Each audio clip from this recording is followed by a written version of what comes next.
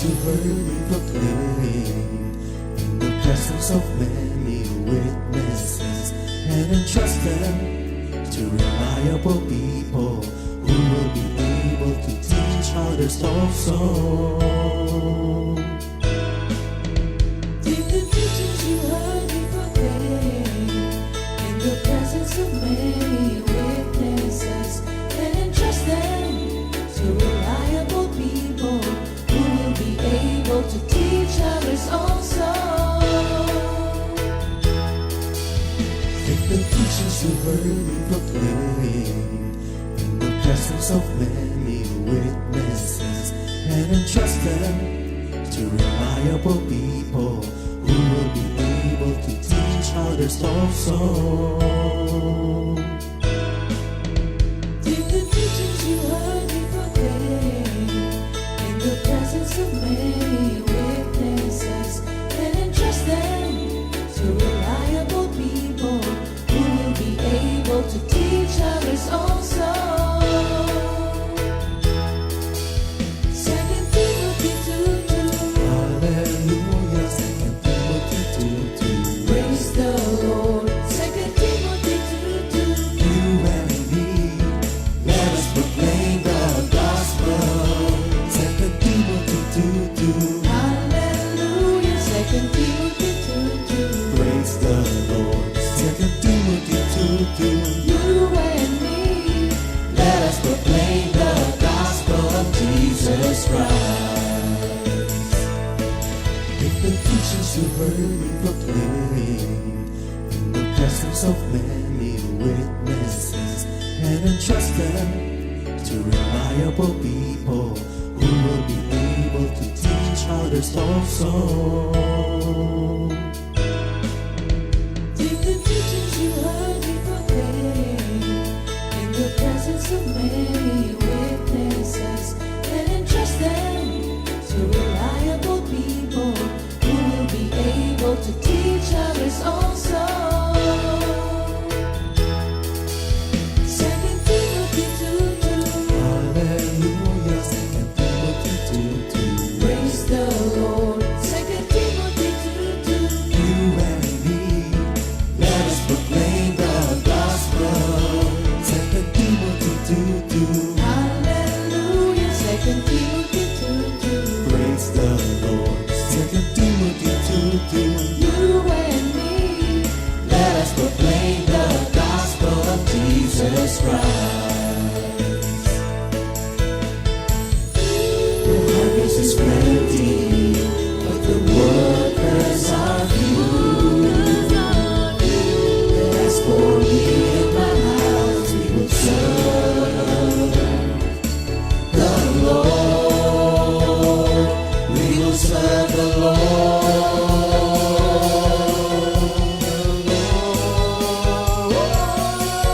2 Timothy 2:2. Hallelujah. 2 Timothy 2:2. Praise the Lord. 2 Timothy 2:2.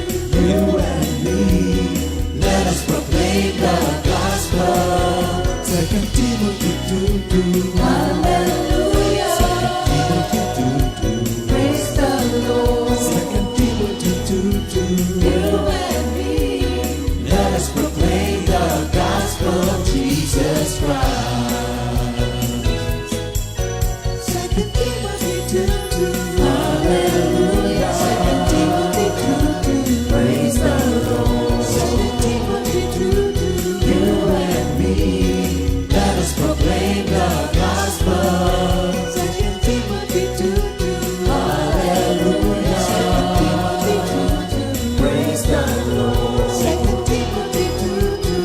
You and me, let us proclaim, live on this day, delighting the Lord for His goodness. Let us proclaim, live on this day, delighting the Lord for His goodness. Let us proclaim, live on this day, delighting the Lord for His goodness. And He's God.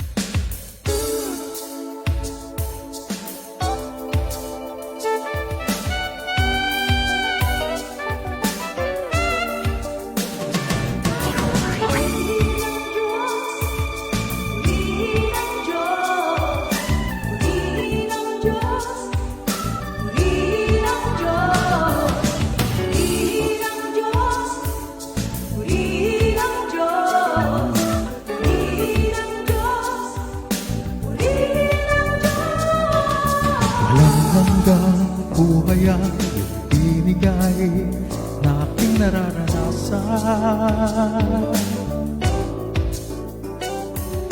Walang hanggang buhay ang binigay na aking nararanasan sa bawat sandali ng aking buhay.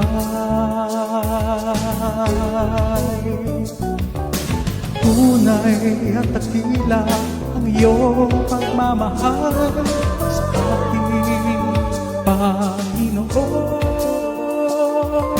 Walang hanggang buhay ang iyong binigay sa akin.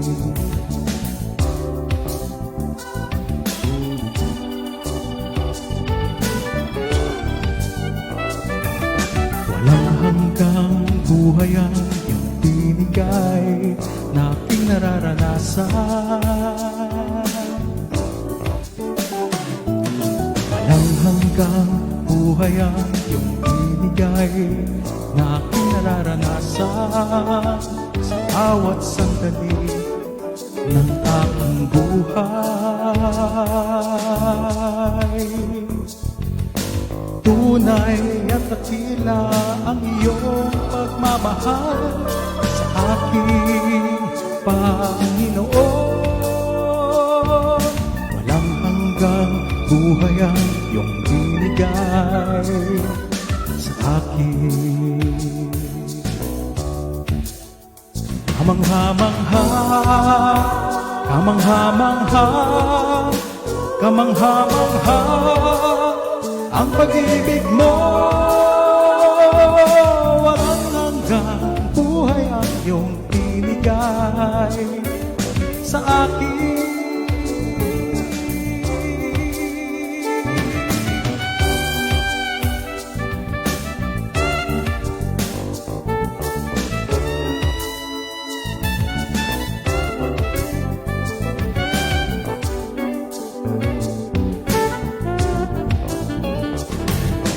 Tunay at takila ang iyong pagmamahal sa aking Panginoon.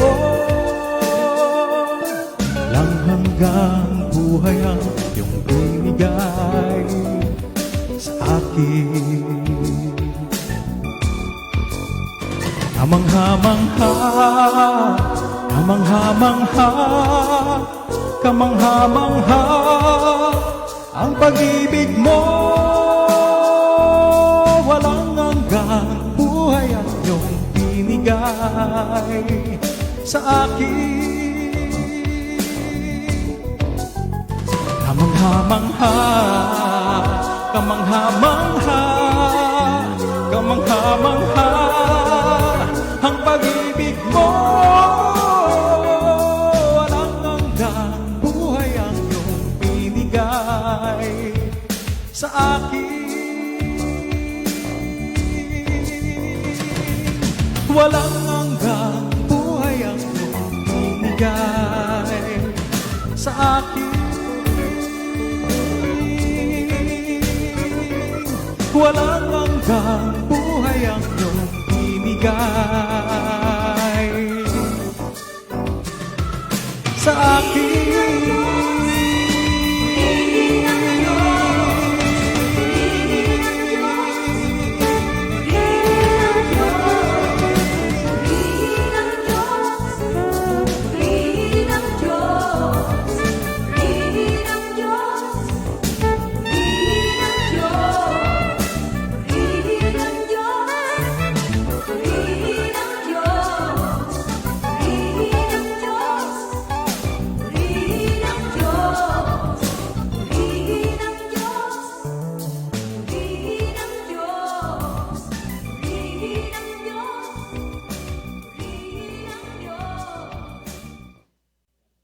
Good morning, Jesus!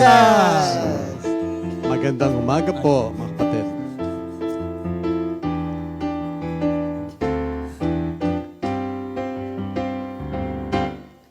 Praise the Lord, hallelujah. Glory to God, amen. Praise the Lord, hallelujah. Glory to God, amen. Jehovah Jireh. my provider, Jehovah Rapha, my healer, Jehovah Shalom, my peace, Jehovah Elyon, the Most High God. Our help is in the name of the Lord, who made heaven and earth. Our help is in the name of the Lord, who made heaven and earth. I love you, Jesus.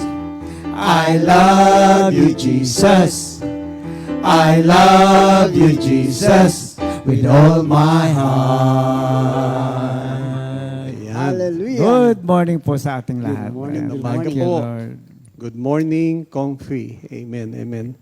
So purihin natin, Panginoon, mga kapatid, at muli, narito po tayo para pag-aralan muli ang mga iba't ibang pangalan ng ating Panginoong Yesus. At nakakatuwa kapag pag pinag-aralan niyo, mga kapatid, lalong lumalawak yung ating kaalaman. So anyway, bigyan ko muna po kayo ng isang parang brief information tungkol dito sa mga ongoing na pag-aaral natin every Thursday. Kung maalala po ninyo, natapos na tayo doon sa attributes of God. So mga katangian ng Panginoon. This time naman ay mga names of God. So marami pong mga katanungan na itatanong at ngayong umaga po naway mabigyan ito ng linaw. So anyway, manalangin muna po tayo. Panginoon, marami pong salamat muli sa napakagandang araw na pinagkaloob niyo po sa amin. Malaya na magpupuri kami, malaya na mag-aaral na iyong salita, Panginoon, upang lumawak ang aming kaalaman at pagkakilala sa iyong pagiging Diyos. Ihanda niyo rin po ang mga pandinig, kaisipan at puso ng bawat isa, Panginoon, upang makilala ka namin ng lubusan. Gamitin mo po kaming tatlong magkakapatid, O Lord, bilang iyong mouthpiece sa umagang ito, Panginoon. Give us the wisdom, O Lord. In Jesus' name we pray. Amen. Tapos Thank yung you, Lord. memory verse of the week natin, Proverbs 3:25-26. Do not be afraid of sudden terror or of the ruin of the wicked when it comes, for the Lord will be your confidence and will keep your foot from being caught. Brother Ali, sa Sa Tagalog. Tagalog po, mga kawikaan, chapter 3, 25-26. Kahit hampas nitong bagyo ay dumating ng biglaan, hindi ka magbabagabag tulad ng mga mangmang. Pagkat tiwala kang si Yahweh ang kaagapay mo, at di niya hahayaang sa bitag ikay masilo. Amen. Amen, amen. Thank you, Lord. Apakagandang po yan na verse. Pero alam nyo, yung sinasabi nga dyan na para bang receiving bad news. Pero alam niyo, biblical, dyan, God can turn the curse into a blessing. Hallelujah. Yung bad news na yun, magiging blessing. Hallelujah. Pag narinig mo bad news, actually hindi siya bad news, no? Lalo na kapag malalim ang relasyon mo sa Panginoon. Kaya nga sabi ko nga po, He could turn the curse into a blessing. Kapag alam natin at natutunan natin na tanggapin ang mga bagay-bagay na wala tayong control, pero si Lord, kontrolado niya ang lahat ng sitwasyon. Amen, amen. Thank you, Lord. So, going back nga po, ito ata second week natin, second week na ang pag-aaral tungkol sa the names of God. Maraming bagay na dapat tayo matutunan. Yung awitin natin kanina, praise the Lord, hallelujah. So, binigay dyan yung mga ilang Hebrew name, no? Actually, mga Hebrew name yan na meron din relasyon naman po dun sa attributes.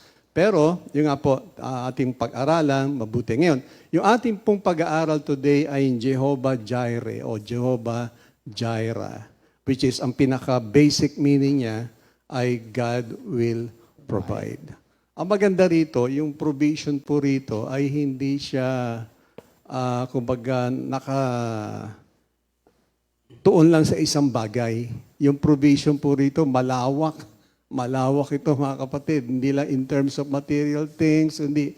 Napakalawak nito. Anyway, ito po yung gusto ko lang po na iparating po sa inyo. Now, Learning the Bible names of God will increase our understanding of His character. So yung pag pinag-aralan natin mga names ng ating Panginoon, a deeper understanding tungkol sa Kanyang character. So ang character niya, malawak din po mga kapatid eh. At hindi lamang po yon, i-build niya yung ating faith.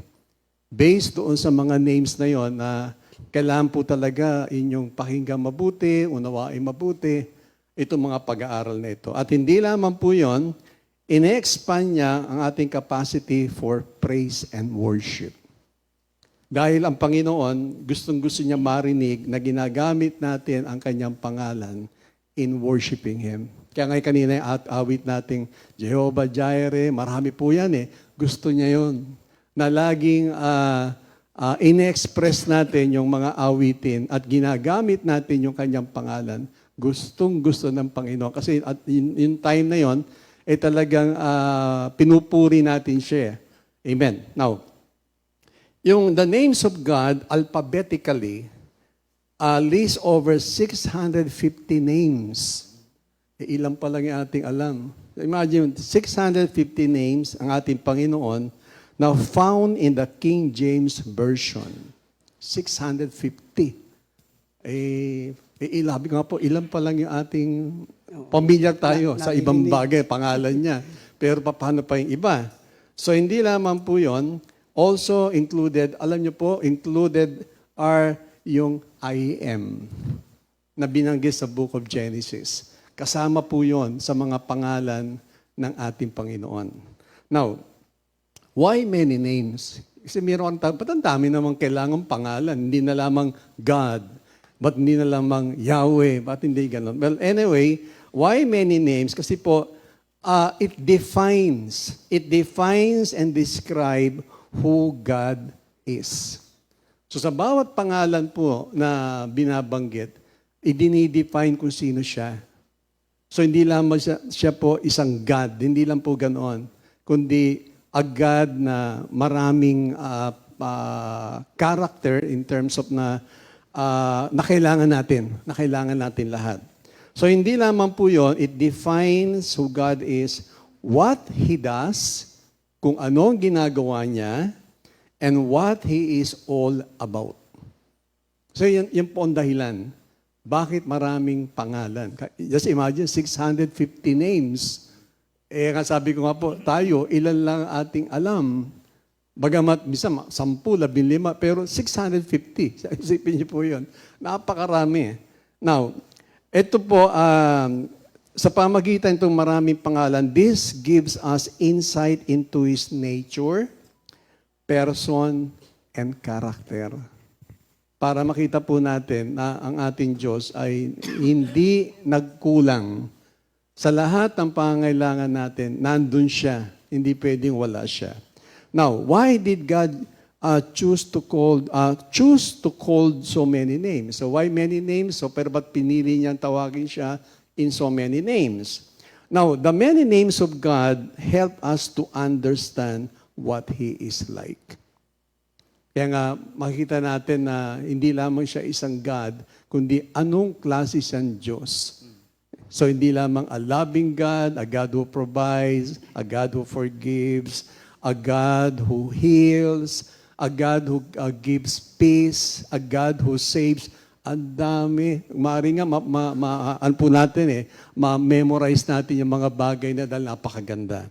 Now, the many names of God help us to understand what He is like. This is called the character of God. God is loving, kind, forgiving, faithful, and more. Marami nga po, kaya sabi ko, 650. Tinignan ko ang i-research kahapon, sabi ko, dami pala nito. Nasamantalang iilan pala yung ating nalalaman. Anyway, ano bang ibig sabihin itong Jehovah Jireh? Kaya makita po natin. So, ang meaning po nito, ay, sabi nga, it is translated in three different ways. One is, Jireh is a form of the verb to see. So, nakita. So, it's a form of a bird to see.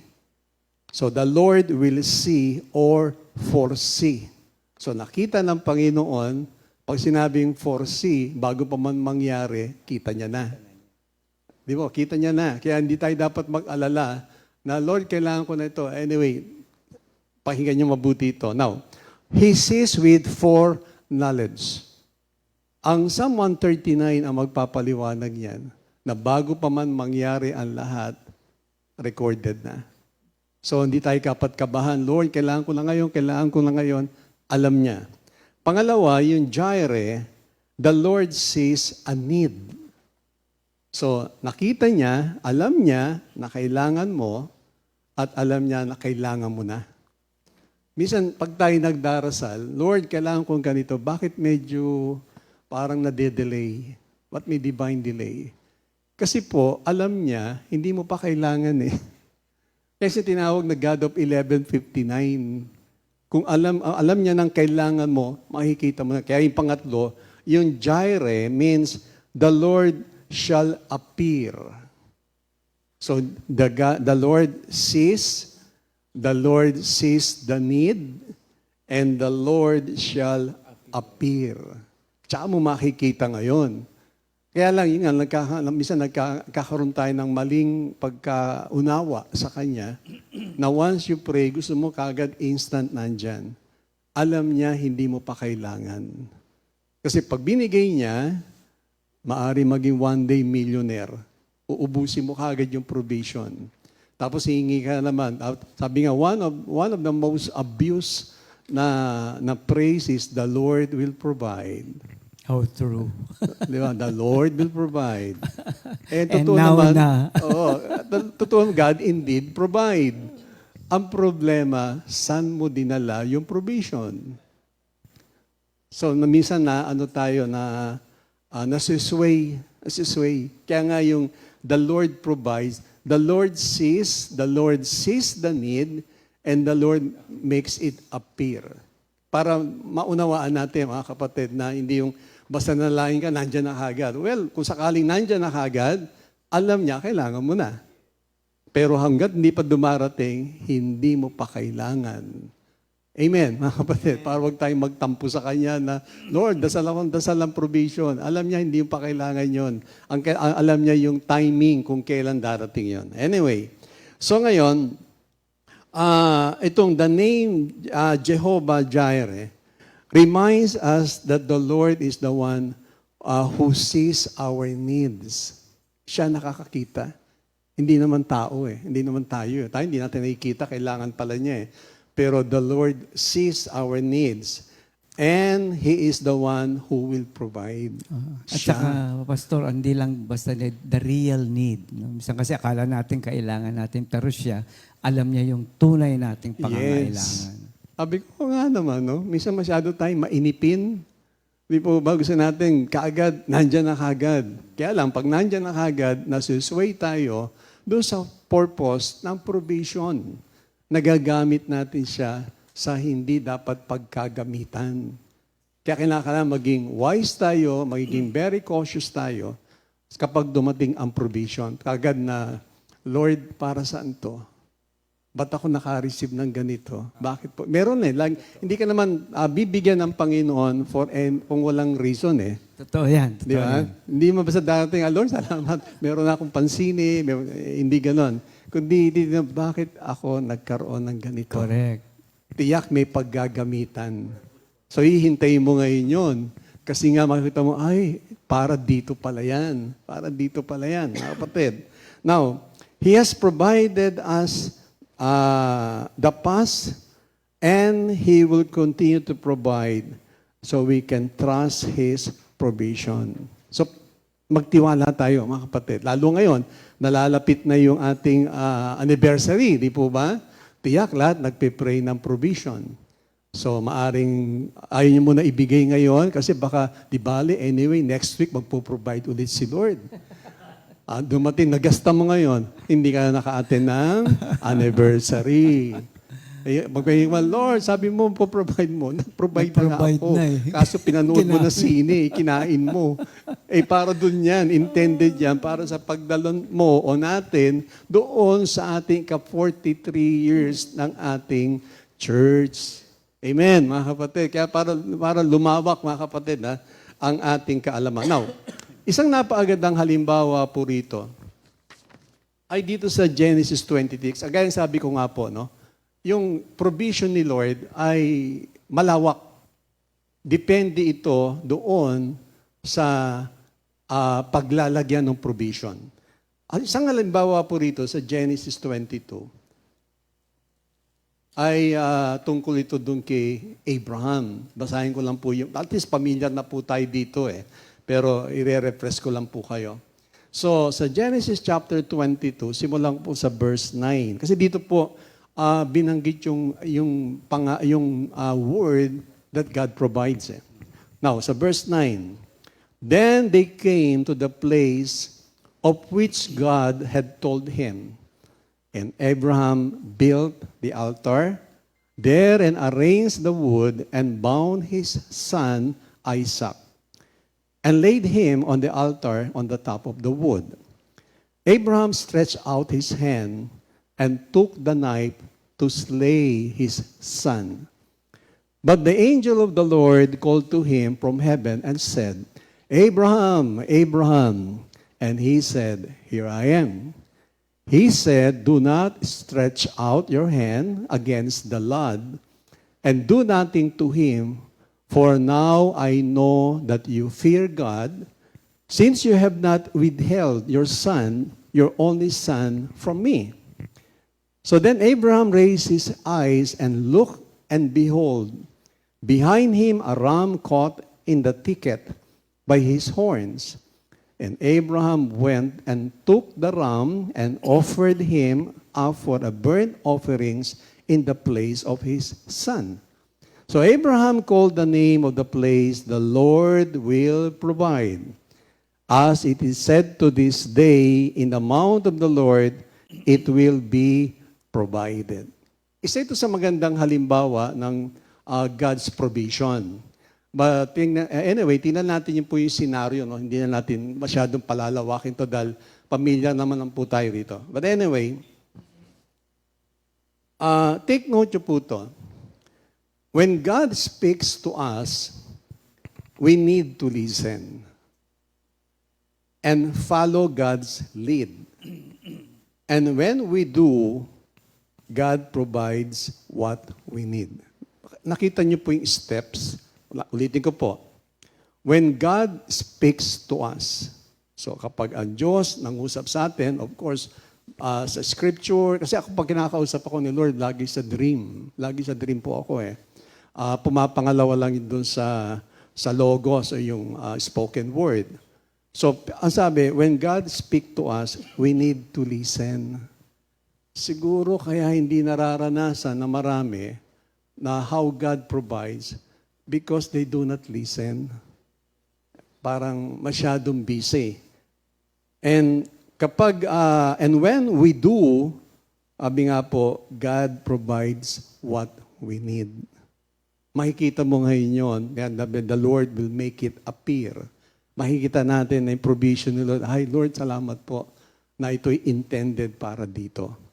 Isa pa rin po, God wants us to obey Him.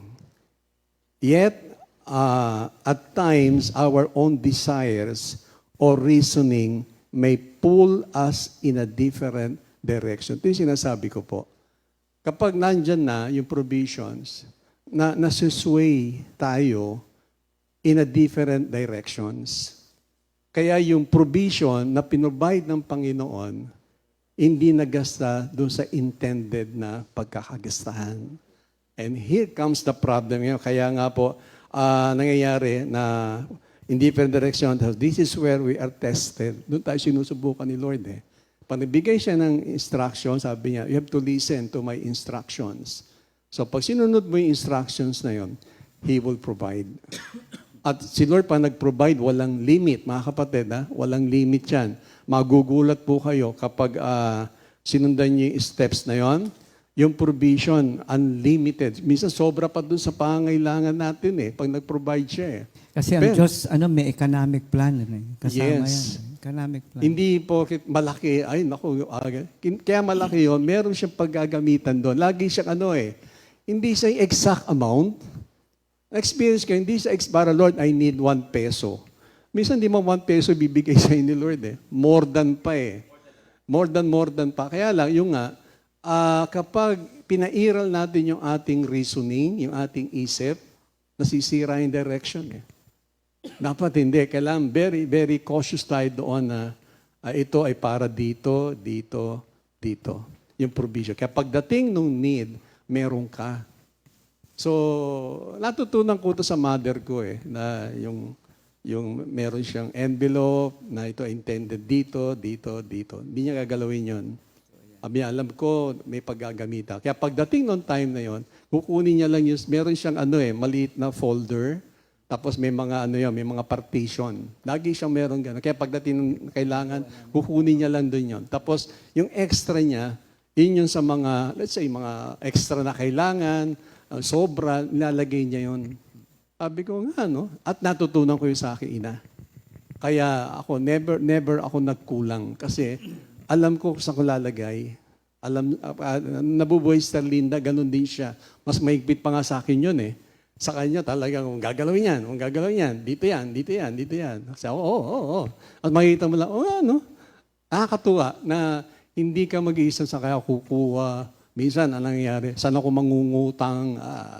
Tandaan niyo po, hindi masama ang pangungutang. But once na ikaw nangutang, you violated the principles of God. Doon sa Deuteronomy chapter 28, sabi doon, you will never borrow but you will lend to many nations. Doon pa lang, binviolate mo na yung principle. Amen. Yan. Tignan na natin yung scenario, mga kapatid. So, unang-una, God tested Abraham not to trap him and to watch him fall. Tinest siya, hindi para makita niya, buti nga ikaw yung nagkamali. Hindi po ganoon. Tinest yung kanyang obedience. Second, but to deepen his capacity to obey and thus to develop his character. So tinetest ni Lord kung susunod si Abraham. Kung susunod siya o hindi. Tayo din, di ba? Makaka-receive ka na instruction. Kaya lang, sabi ko nga, pag ginamit mo yung reasoning, nasusway kung saan nagagamit. Pangatlo, obeying God is often a struggle because it may mean giving up something we truly want. Ito ang problema ngayon. Meron ka kasing gustong gawin o paggamitan ng provision. Pero si Lord tuturo sa iyo o sa atin, dito mo gagamitin yan. Kaso, yun nga, nasusway. Kaya ang tingin natin si Lord hindi nag-provide. Actually, beforehand, nag-provide na si Lord Kahit na alam nyo po yung nag-announce tayo, na malapit na yung ating family affair, yung ating anniversary.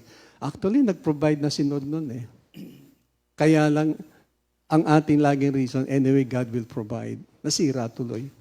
Kaya pagdating malapit na, hindi mo na alam ngayon saan kukunin, pero ang totoo, nag-provide na siya Now, Abraham learned about God's ability to provide.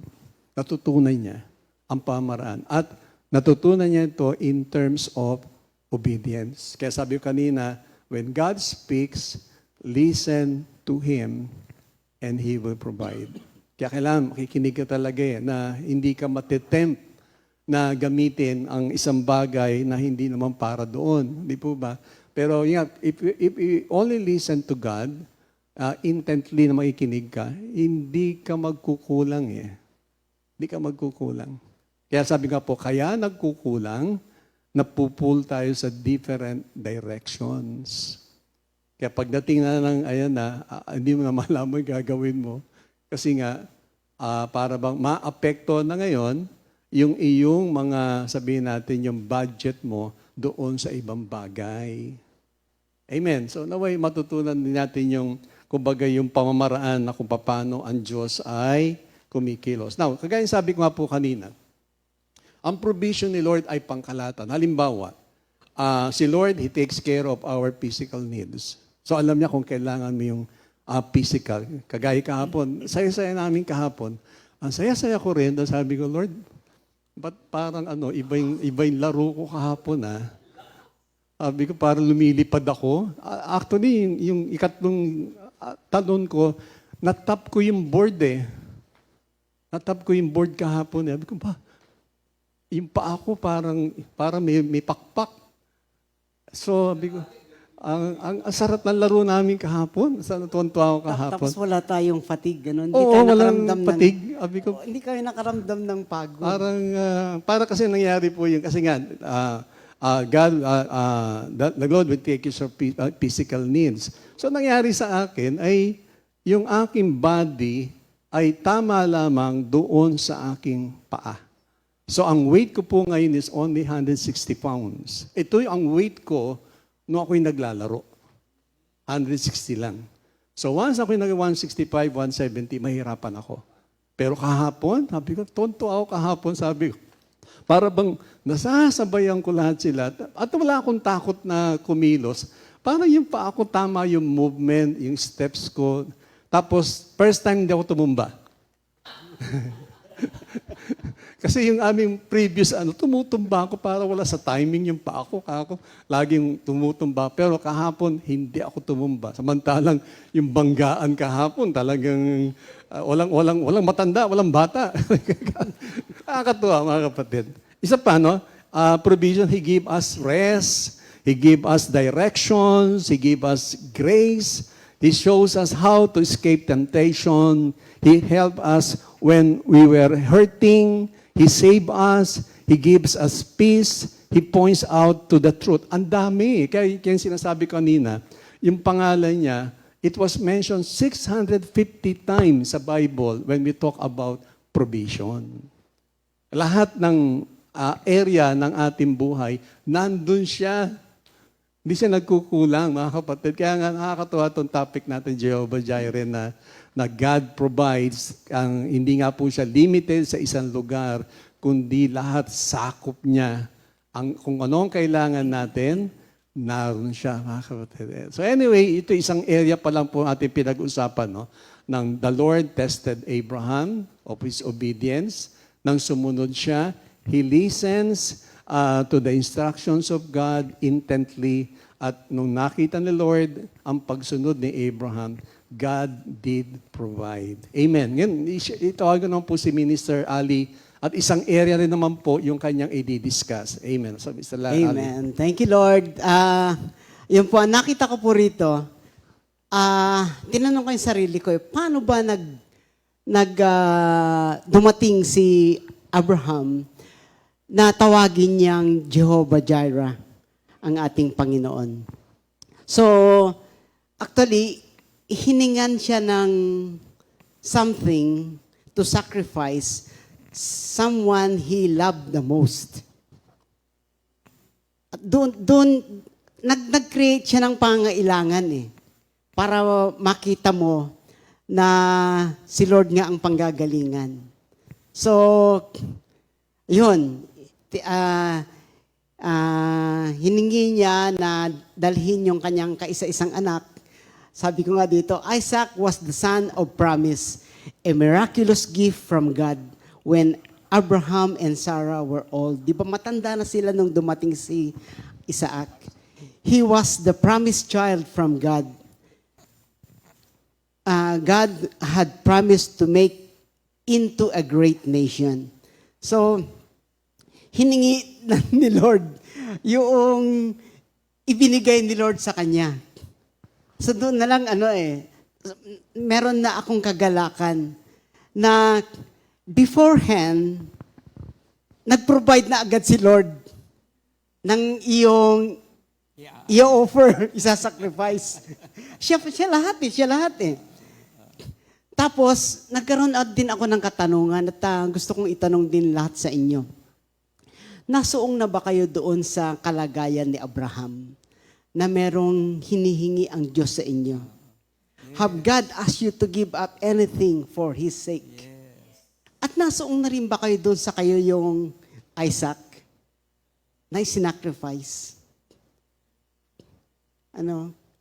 Lagi kong naalala yung si Sister Joy. What's in the name? Yun. So, halos lahat ng manggagawa, actually, dinaanan ito. Una, tinanong kasi, willing ka ba na iwanan ang iyong pamilya, maglingkod, iwanan ang iyong trabaho na napakaganda? Tapos, dami din nating condition di ba? Lord, pag pumunta ba ako dyan, babayaran mo yung bahay ko. Di ba? Ang dami nating yung agam-agam pa. Hindi natin alam na, sabi nga ni Pastor Rafi beforehand, meron ka na. Meron ka na. Kaya lang kasi hindi natin makita. Kasi hindi pa natin lubos na kilala yung pangalang Jehovah Jireh. Ngayon, unti-unti na, di ba? Ang dami ng sharing sa mga prayer meetings tungkol diyan. Alam nyo, humantong ako doon sa sa sakripisyo ng pagbabayad ng tithes. Kasi minsan yung acid test, di ba? Meron akong napakinggan, in-explain niya why he pays his tithes. Sabi niya, ang unang-una, it provides for God's house. Yun ang una niyang reason, kaya sa nagbabayad. Pangalawa, it tells God that I trust Him. Tells God that I trust Him. Pangatlo, it creates margin in my life for God to fill. Galing, kasi pag puno ka na, ano pang malalagyan sa'yo? So, number 4, it reminds me that I am not the source of my life. Number 5, it connects my money into the kingdom's purpose. Grabe, Number 6, it gives my job eternal significance. Di ba? Actually, self-explanatory yan Maggagalaw yung imagination mo Di ba? Sabi niya, it gives my job eternal significance. Hindi ka lang nagtatrabaho para kumain, may ibili, di ba? Yan. Number 8, it breaks greed and self-reliance of my heart. Pangsyam, it lets everything I know in my life that God is first. It lets everything know in my life that God is first. So tithing is not an act of generosity. It is an act of obedience. Yan, kaya meron tayong kagalakan sa pagsasakripisyo. Actually, nung sinabihan kami ni Pastor na, GMJ kayo bukas. Unang tanong ko am I worthy? Kasi kasama ko yung dalawang giants Sabi ko baka ako yung isa-sacrifice. Yun. Manghang-mangha ako dito sa Jehovah Jireh na ito. Kagabi, lahat ng makita ko, pati yung napanood ko na yung teacher bumili ng mga uniforms ng mga estudyante niya. Sabi ko, grabe talagang pag-provide ni Lord. Tapos meron pang isang teacher, sa bundok yung school nila elementary ito. Nung lunchtime na, pinapilan niya, tinignan lahat ang baon. Ito ang pagkain ng bundok, sabi niya. Tapos meron siyang ang daming manok na chinap-chap, nilalagay niya doon sa baonan niya. Sabi ko, ganito ang pag-provide ni Lord. Grabe ako. Kaya, nakakamangha talaga si Lord sa atin. Yun, so, actually, nung nag-uusap na kami, sabi ko doon na lang ako sa effects ng pagiging Jehovah Jireh. And God led me to Psalm 23. Kasi naandun lahat yun. Ayan. Gusto kong basahin. Kakantahin din po namin. Awitin. Opo, awitin din po namin. Kaya lang, nakakatuwa kasi Kapag ka pala yung alam natin kung saan i-apply yung salita ng Diyos, nag-iiba ng meaning, nagiging powerful siya, nagkakaroon ng clarity, at alam natin kung saan lumalapat. The Lord is my shepherd. I have everything I need. He lets me rest in fields of green grass and leads me to quiet pools of fresh water. He gives me new strength. He guides me in the right path as He promised. Even if I go through the deepest darkness, I will not be afraid. Lord, for you are with me. Your shepherd's rod and staff protect me. You prepare me a banquet where all my enemies can see me. You welcome me as an honored guest and fill my cup to the brim. I know that your goodness and love will be with me all the day of my life, and your house will be my home as long as I live. Sige, awitin natin Amin ito. po kami, Panginoon. Sa Tagalog version. Tagalog version. No? Si Yahweh ang aking pastor.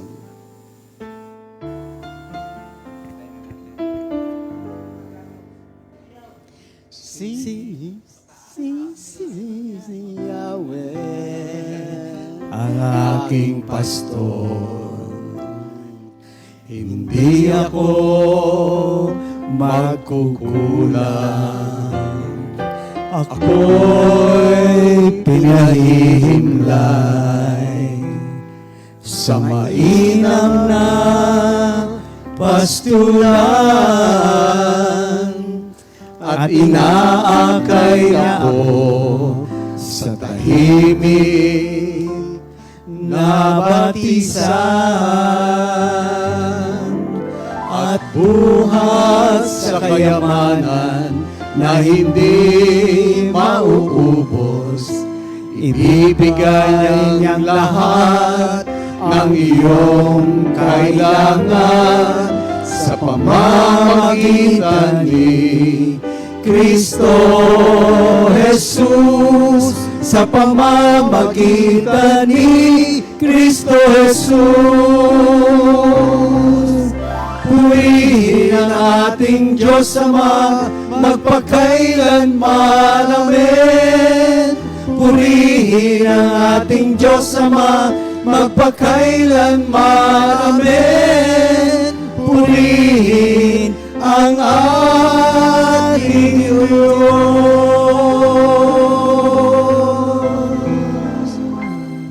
So, we'll have a break first. We'll start with birthday greetings muna. Break muna. September 26, Amen. 2024 ang mga may mga kaarawan. Uy, ang Sister Bettina Bettina Dizon. Dizon. Tama-tama. Dito si Sister Chai, no? Amen. She's here right now. Brother Brother Rex Rex Dizon. Brother Kenzo Del Rosario. Sister Pearly Marzo. Sister Edith Edith Trinidad. Oh, nasa Happy birthday. US. Nasa US siya Ah, ngayon. talaga? Oo, nagtutour. Sister Sir Heidi Asansa. Asansa. Oh, Sister Sir Heidi. Brother CJ CJ Lalog. And Brother Alexis Ballester. Ballester. Happy birthday sa ating lahat. Ayan.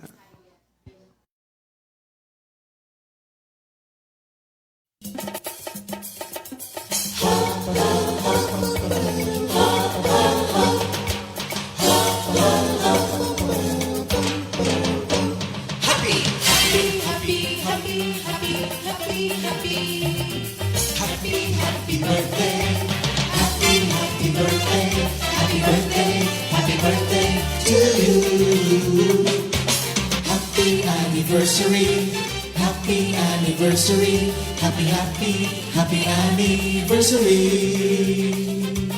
Happy anniversary! May the good Lord doesn't leave you, may the Lord's light shine upon you. Happy anniversary to you. Happy birthday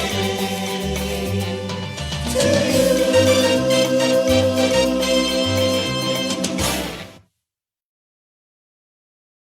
Ayan. Happy birthday! Happy birthday sa ating Enjoy lahat. your day. Enjoy your day. Magkakapatid. Ako'y nakikinig dun sa sinasabi ng dalawa kong kapatid. Ako'y nangingiti. Kasi sabi ko ay talaga naman, ang pag-aaral ng pangalan ng Diyos ay nagbibigay linaw. No? At pag ito'y malinaw, ibig sabihin, at naintindihan at tinanggap, ito'y magbubunga ng talagang John 10:10. Doon ka mapupunta. Buhay na ganap at kasiyasiya. At ang isang paraan nga ng Diyos ay ang pagpapakilala niya sa atin. No? Dito sa Genesis 22:14 din ako. No? And Abraham called the name of the place, "The Lord will provide as it is said to this day, in the mount of the Lord it shall be provided." Ako naman po ay mangungumbinse. Ang aking pong title ay Jehovah Jireh Mindset. Ayan. Kasi alam naman natin na ang Diyos makapangyarihan, di ba? Alam natin ang Diyos magpo-provide. Alam natin ang Diyos hindi madamot. Pero bakit pag dumating ang problema, natidiskaril ang marami sa atin? Kasi hindi pa talaga nabubuo ang mindset ng isang tao tungkol sa pangalang Jehovah Jireh. So napakahalaga, kahit naman sa anong takbuhan ng buhay. No? Sabi nga, naku, hindi na magbabago yan. Bakit? Ang mindset niya nung araw pa, hindi na mababago yan. No? So napakahalaga po nung mindset. So when we say Jehovah Jireh mindset is, we should have the right, basahin ko muna ibig sabihin ng mindset, habitual mental attitude that determines how you will interpret and respond to situation. So ito yung iyong natural na perspective, natural na pananaw sa anumang sitwasyon at sa ating pag-aaral ngayon ay maging malinaw sa iyo na pangalang Jehovah Jireh ay lagi kang dadalin doon sa mga desisyon base sa kanyang pangalan. Mahalaga yon. Kasi sabi nga kanina ni Pastor Rapi, binigay lahat ang mga pangalan, no? Para makita natin ang iba't ibang aspeto ng kanyang pagka-Diyos, which is very important in the same way that our life has different aspects. And all those aspects, sabi nga kanina, is going to be met. Pero itong Jehovah Jireh is parang more of holistic Kasi hindi lang pera, comfort, ano pa ba? Lahat na Lahat. Sinasabi, lahat ng aspeto ng buhay mo, magpo-provide ako. Alam natin yon dito. Pero na-develop ba yung mindset na kapag may nangyayari sa iyo, may mindset ka ng pangalang Jehovah Jireh? Napakahalaga nun. So maliwanag yon. Ngayon, umpisahan natin. Una-una si Abraham, nung sinabi ni Lord na patayin mo si Isaac, ay talagang papatayin niya. Walang duda doon. Walang duda doon. Talagang papatayin niya si Isaac. Kaya Isaac at that point was as good as dead. Okay. Of course, this is a foreknowledge of Jesus Christ later on. Pero tingnan natin, Abraham knows God's character and power enough to trust God that even if Isaac died, God is going to raise him from the dead. Nasa Hebrews 11:19 yun. Basahin ko. 11. Concluding that God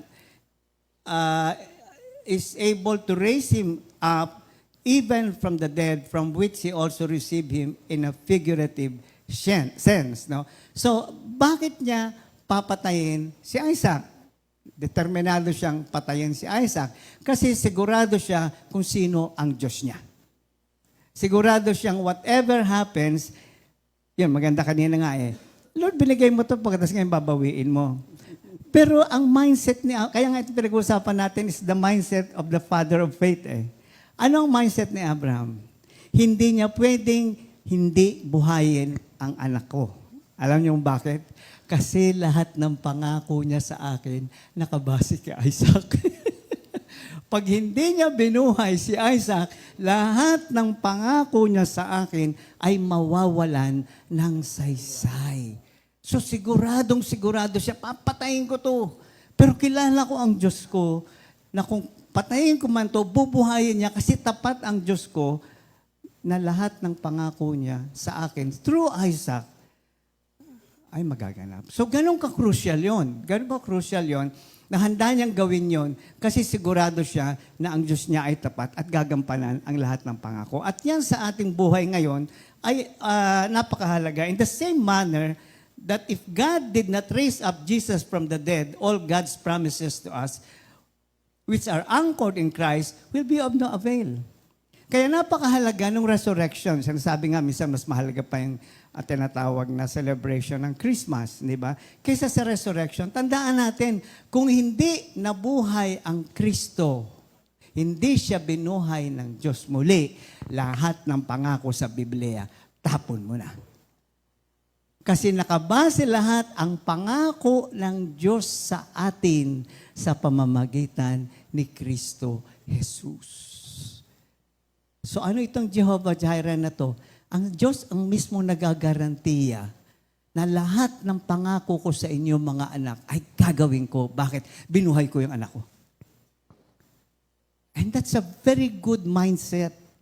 Na ano pa man ang doubt ko, ano pa man ang nangyayari sa akin, ang Diyos mismo ang naggagarantiya every time I look at the resurrected Christ. Which is very, very important in our lives, no?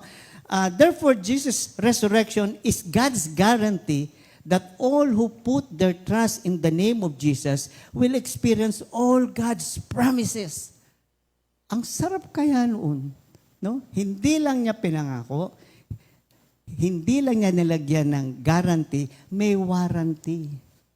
Every time I look at the Lord, God is saying, I'm going to do it. So, ano pang dapat may katakot? Mismong anak niya ang ginawa niyang warranty. Saan natin makikita to? 1 Peter 1:3-5. Pasalamatan natin ang Diyos at Ama ng ating Panginoong Hesukristo. Dahil sa laki ng habag niya sa atin, tayo'y binigyan niya ng isang panibagong buhay sa pamamagitan ng muling pagkabuhay ni Hesukristo. So Jehovah Jireh is a trademark of my new life. It's a guarantee of my future. It's the assurance of good things to come, even those things that I do not see. Why? Because the guarantee is His Son Himself. Hallelujah. Okay? So, ano pa ito? Ito ay nagbigay sa atin ng isang buhay na pag-asa. Abay, talaga naman kung ako'y laging may katiyakan na ang Diyos kong ito ay ibibigay at laging merong tinatawag na reminder. Just in the name of Jesus. Di ba? Lagi tayo, in Jesus' name. We sometimes we just say, Jesus. Why? This is a reminder. Anak, huwag mo kakalimutan yung pangalang Jesus. Bakit? Yan ang warranty ko. Ha? Kaya pag nagdududa ka, tignan mo ang pangalang Jesus. Banggitin mo ang pangalang Jesus. Usalin mo ang pangalang Jesus. Dahil dyan nakasalalay ang buhay mo. Okay? Dito may sinasabi, ito ang nagbigay sa atin ng isang buhay na pag-asa na magmamana tayo ng kayamanang di masisira, walang kapintasan, at di kukupas na inihanda ng Diyos sa langit para sa inyo. What is God saying here? Anak, yung warranty ko at guarantee ko, hindi pandito lang. Hanggang sa kabilang buhay, ginagarantihan ko. That's why we have this assurance. Panglangit ako. Sigurado akong sa langit pupuntahin. Hindi dahil sa ginawa ko, ako'y mabait or anything. Why? Because of what God has done through His Son, Jesus Christ. Jesus' name is enough guarantee that I am heaven bound. Hallelujah. Ano pa iisipin? Ba't ka pa mag-aalala sa ano pang bagay? Meron pa. Ano pa sinabi niya dito? Sa pamamagitan ng inyong pananampalataya, ito na yung pangayon, iniingatan kayo ng kapangyarihan ng Diyos habang hinihintay ninyo ang kaligtasang nakahandang ihayag sa katapusan ng panahon. So what is Peter saying? Nak, ayong problema mo, andyan ako, iniingatan kita. Ipipreserve kita. Pagtatanggol kita. Ipaglalabang kita. Bakit? Kasama yan sa ating... He's a covenant keeper, by the way. Kung may makikipagtipan ka kahit kanino, there's one real covenant keeper, and that is God Himself. So number one yun. Lahat ng pangako ng Diyos, Kaya nga, I always tell people, pag Kristiyano ka, lahat ng panalangin mo sasagutin. Lahat ng panalangin mo ay pakikinggan. Guarantee yun. Pangalawa, lahat ng panalangin mo sasagutin. Kailan na later, I'll tell you about that. So number 1 yon. Pangalawa, Jehovah Jireh is not only His name. Balik tayo dun sa what's in a name. Oo nga. Okay? Napakahalaga. Kaya pala binibigay niya pangalan niya eh. His name, nabanggit ni Pastor ito, is His character. Hindi ko lang sinasabing ito pangalan ko. It's not only His character, it's His promise. So ang pangalan ng Diyos ay nagsasabing, ako ang Diyos na laging magpo-provide. At ang pangalan ng Diyos ay nangangako magpo-provide. Parang ganito, gamitin ko si Brother Ali. His name. Pag narinig mo, si Brother Ali.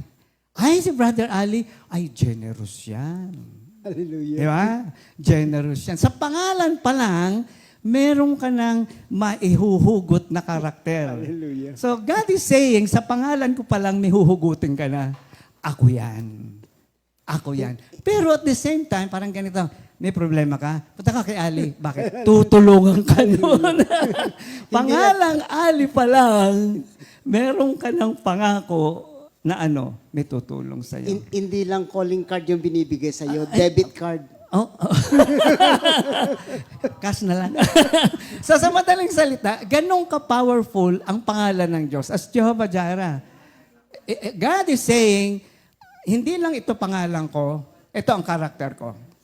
And dependable yung karakter ko. At the same time, yung pangalan kong yan ay nagsisignify na yan ang pangako ko mismo sa'yo. Okay? Kaya nga ginamit niya ang I am who I am. Because I am who I am is connected to all the names. I am who I am, Jehovah Jireh. I will provide. I am Jehovah Rapha. I will heal. Because I am who I am. And one thing about I am who I am, it's never in the past, it's never in the future, it's always present. So what God is saying is whatever you're going through right now, first and foremost, I am there. And my name is there. And my character is there. And my promise is there.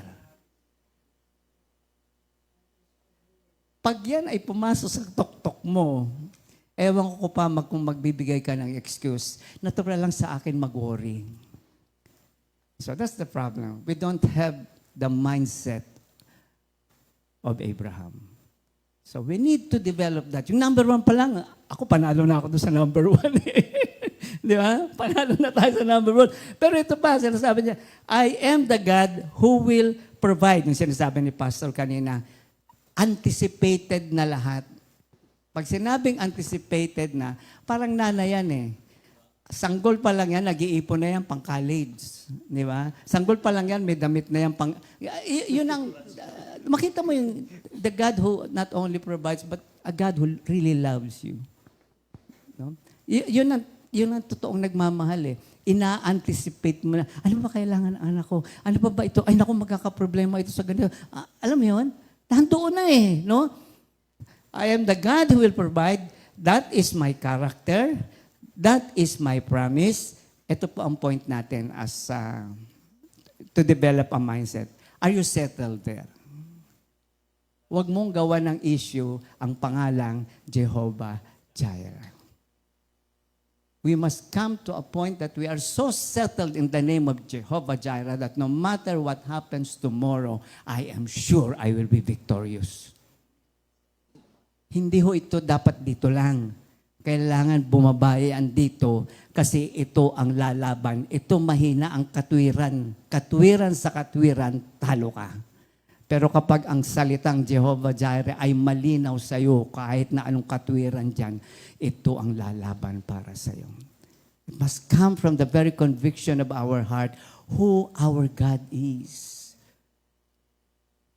Kagaya rin naman sa kaibigan si Ali, maasahan ko ba talaga yan? Sigurado ka ba yan?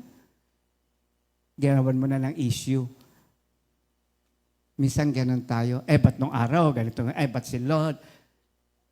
Dapat dumating ka sa issue, sa point ng iyong faith life. Settled na ako dyan. Kahit sabihin ng demonyo, sorry ha, settled na ako dyan. As far as my God, as a provider, settled na tayo dyan. So, We must resolve that issue in our life. Ano pa ba? Ito maganda. Don't take any issue in my name. Huwag mong gagawa ng issue pangalan ko. Sige, Brother Ali, gawan kita ng issue. Anong gagawin mo? Magre-react ka, right? Siyempre, Diyos tong pinag-uusapan natin. Kaya pala ibinigay niya ang Exodus 20 verse 7. Huwag mong gagamitin sa walang kabuluhan ang pangalan ni Yahweh na iyong Diyos. Tiyak na paparusahan ko ang sino mang gumamit nito ng walang kabuluhan. Winawalang kabuluhan ang pangalan ng Diyos. Nagpakilala ako sa iyo, dinedma mo ako. Nagpakilala ako sa iyo, ininsulto mo pa ako. Diyos ako Huwag mong bastusin ang pangalan ko. So akala lang natin yan yung gagamitin natin sa mali. Hindi pala. Gano'ng kataas ang parangal at paggalang na binibigay natin sa pangalang Jehovah Jireh. At sa lahat ng kanyang pangalan. Tandaan natin, pangalan pa lang niya, karakter na niya. So pag ginawan mo ng issue ang pangalan niya, ginagawan mo ng issue ang karakter niya. Pangatlo, nabanggit ito ni Pastor Rafi, Jehovah Jireh, God sees and experiences all our needs and make provisions for it. Sabi nga kanina, anticipated. Now, when God reveals His name to us, listen. When God reveals His name to us, He puts His name at stake. Ulitin ka. When God reveals His name to us, He puts His name at stake. Okay? Ano ibig sabihin nito? Balik tayo dun sa simpleng nagpakilala ka sa akin kasi gusto mo akong, mahal mo ako, ina-express mo lang lahat ng yan.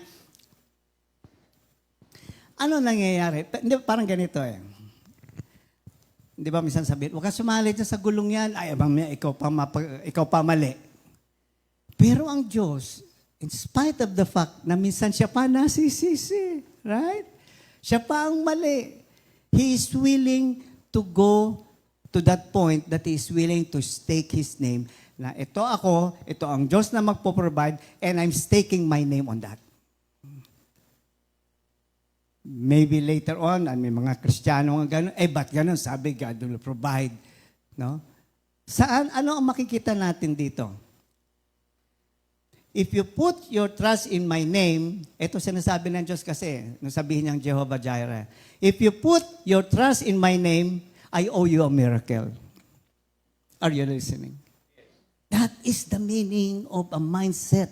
Kapag nagtiwala ka sa akin, may utang ako sa iyo. Anong utang ko sa iyo? Isang milagro. So a Christian expects nothing but miracles.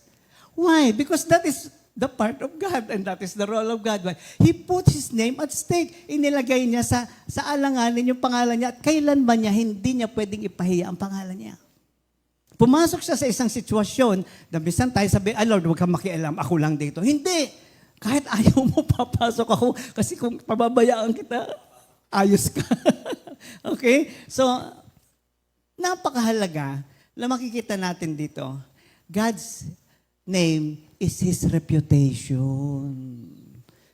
So He puts His name, His reputation at stake. Ay, grabe. Parang sabihin, ay, bahala na kayo sa buhay niyo. Aba, ang titigas ng ulo niya. Ayaw niya namang maniwala. Ba't hindi? Sabi, hindi. Ito ako, Jehovah Jireh, ako maniwala ka sa akin. Anong sinasaalang-alang niya doon? Yung reputasyon niya. Tandaan natin, Psalm 99, from the Message, ang ganda God's reputation is 24 karat gold with a lifetime guarantee. The decision of God are accurate down to the nth degree. He is so confident of His reputation that He is willing to take a risk on you. Tanong, sino ka ba? Sino ka ba para pag-aksayahan ng panahon? And yet, that is Jehovah Jireh. Pag hindi pa tayo na, ako nung ginagawa ko itong lesson na ito, nangingiti ako, sabi ko, iba ka talaga?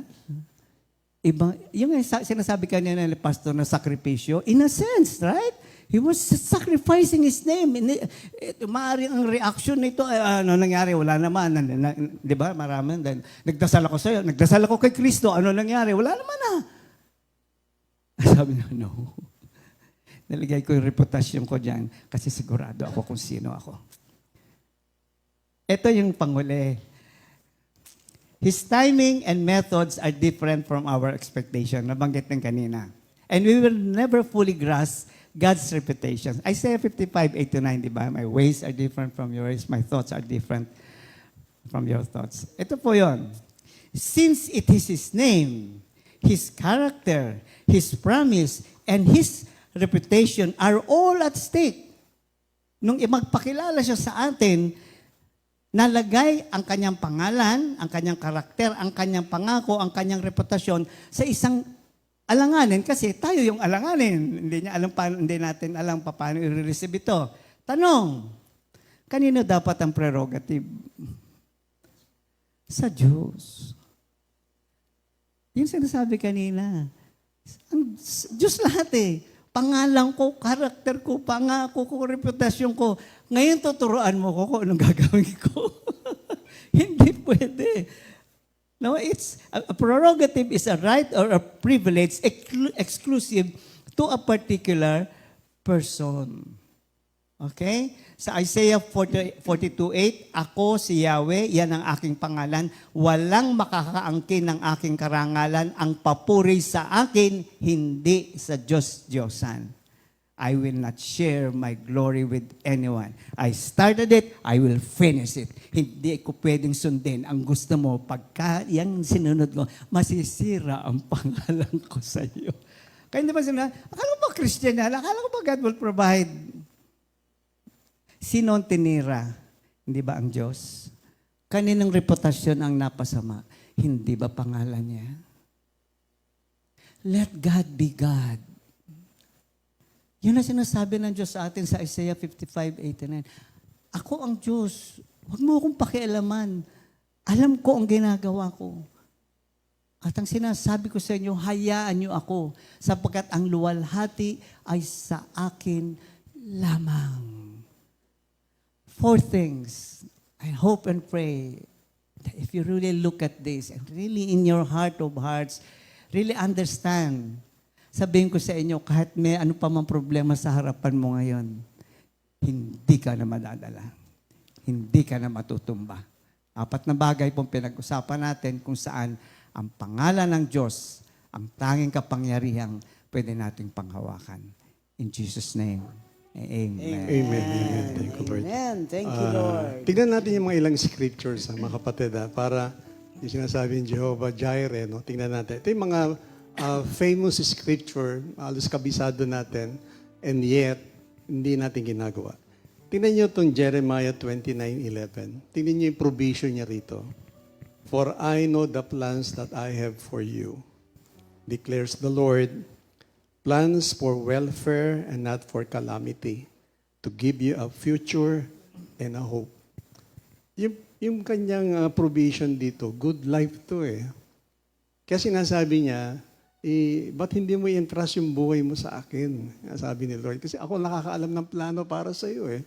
Pero and yet, marami pa rin tao na hindi ito, maaaring memoryado nga, no? Memoryado. Pero yung tunay na application, yung Jehovah Jireh, nag-provide na siya ng magandang future. Ngayon, tingnan pa natin itong in 2 Corinthians, na halos, when we talk about provisions, 2 Corinthians 9. Tingnan niyo yung provision niya rito. 2 Corinthians 9. Sa verse 10. Now he who supplies seed to the sower and bread for food will supply and multiply your seed for sowing and increase the harvest of your righteousness. You will be enriched in everything for all liberality, which through us is producing thanksgiving to God. Yung provision, kita niyo po, siya rin nagbibigay eh. Siya rin eh. Para meron kang ikaw ang gawa, itulong sa ibang tao, siya pa rin magbibigay. Pati yung situation, siya mag-orchestrate Siya lahat lahat eh. Siya lahat talaga. Kaya lang nga, yun nga, ito yung mga familiar o sabi natin na mga verses, and yet, hindi natin alam yung Jehovah Jireh, nandito, kaya sabi ko kanina, it was mentioned 650 times sa Bible. To remind us Halos, again and oh, again. 650 times. So, ibig sabihin yung provision niya nandun lahat eh. Good future, good life, lahat ng, yung John 10:10, di ba sabi doon, I came to give you life in all its fullness. Yun yung provision niya. Na ang kailangan lang natin, kanina sabi nga, you have to listen to God. We have to listen, follow His instructions, and God will provide. Kaya lang doon sa dalawang una, very crucial eh. You have to listen and obey. Kaso doon kakaroon ng problema. Kaya pagdating yung provision of good life, good future, hindi nangyayari. So, dalangin ay mga kapatid, no, na itong ating topic today ay i-expand nito yung ating kaisipan na when we talk about Jehovah Jireh, sakop niya lahat. Sakop niya lahat. Wala siyang iniwan. Kung ano man ang pangangailangan natin, nandyan siya. Ang kailangan, the key word, we have to listen to Him. Makinig. At yung ating napakinggan, based on the Scripture, then we have to obey. Gawin lang natin yon. At makikita nyo, yung provision niya, good health, nandun lahat eh. Di ba? Kaya nga, sa good health, hindi ka nakinig, kinain mo, nasa hospital ka ngayon. If you listen to God, wala eh. Di ba ba? O nga, sabi ko nga, no? Kaya, Yes, tatay. sakop niya. Ayan. Totoo naman talaga yan. If we listen to Him, walang gamot. Di ba ba? Walang gamot. Andyan yung ano niya, yung provision niya. Nga naman, no? Ang problema talaga, we never listen to Him. Never. Ang lagi nasusunod yung gusto natin. Kaya hindi natin ma-enjoy yung sinasabi niyang, the Lord provides. So anyway, magandang umaga po sa inyo mga kapatid at naway nakatulong po sa inyo to. At mag-e-end po kami sa repeat new song of the week, O Jesus Kay Buti Mo, composed by Sister Jamie Hapin. So magandang umaga po. God at maraming bless. salamat. Bye-bye. God bless you all. Yes.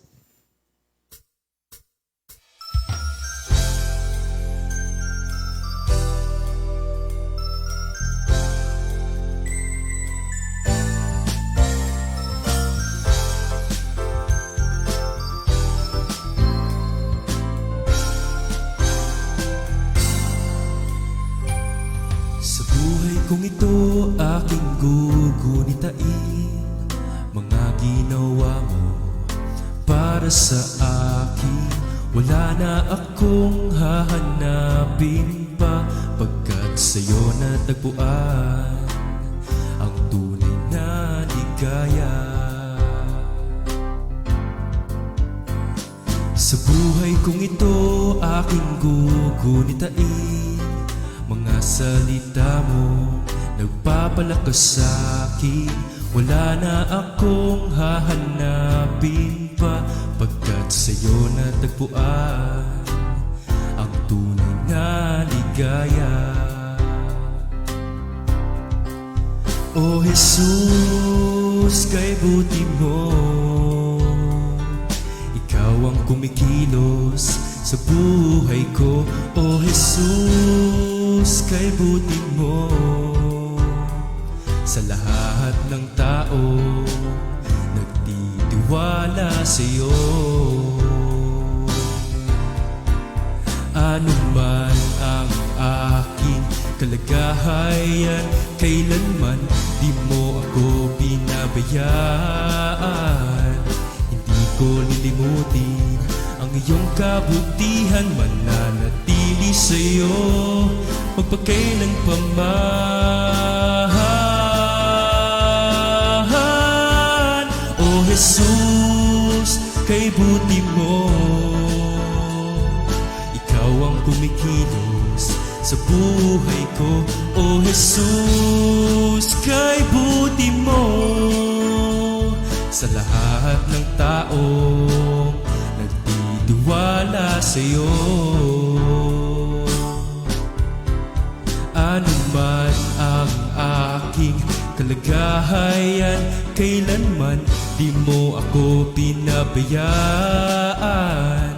Hindi ko lilimutin ang iyong kabutihan, mananatili sa'yo magpakailan pa man.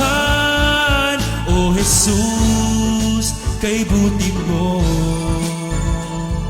ikaw ang kumikilos sa buhay ko. O Jesus, kay buti mo, sa lahat ng tao nagtitiwala sa'yo.